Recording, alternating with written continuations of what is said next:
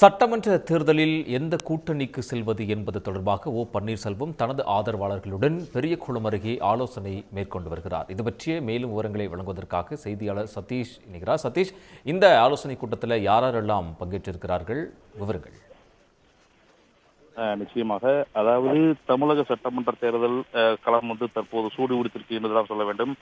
ஒவ்வொரு கட்சியும் தங்களது கூட்டணியை உறுதி செய்யப்பட்டு வரும் நிலையில் என்டிஏ தலைமையில் என்டிஏ மற்றும் அதிமுக கூட்டணியில் ஓபிஎஸ் இணைய வேண்டும் என்ற பல்வேறு அழுத்தங்கள் தரப்பட்டு வருவதாகவும் அவர் இணைய போகிறார் என்ற பல்வேறு கருத்துக்களும் நிலை வருகிறது. இந்த நிலையில் ஓபிஎஸ் தனது நிலையை இதுவரை வெளிப்படுத்தாத நிலையில் இன்று தேனி மாவட்டம் பெரியகுளம் அருகே உள்ள கைலாசப்பட்டியில் உள்ள அவரது பண்ணை வீட்டில் இன்று தேனி மாவட்ட அளவிலான நிர்வாகிகள் மற்றும் அவர் ஆதரவாளர்கள் அழைத்து ஆலோசனை கூட்டம் நடத்தி வருகிறார்.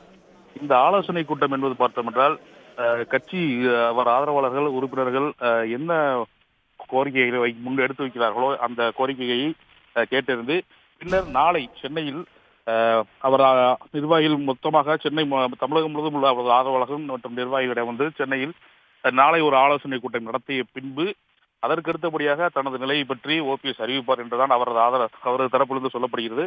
இந்நிலையில் தற்போது வரை அனைத்து தரப்பு கட்சிகளும் தேர்தலுக்கு கூட்டணி முடிவாகியுள்ள நிலையில் இந்த ஓபிஎஸ் மற்றும் ஓபிஎஸ் தனது நிலைப்பாட்டை குறித்து அறிவிப்பதற்கு இன்னும் முடிவு இல்லாத நிலையில் தற்போது இந்த ஆதரவாளர்களுடன் அவர் ஆலோசனை கூட்டம் நடத்தி வருவது ஒரு முக்கியமாக ஒன்றாக பார்க்கப்படுகிறது.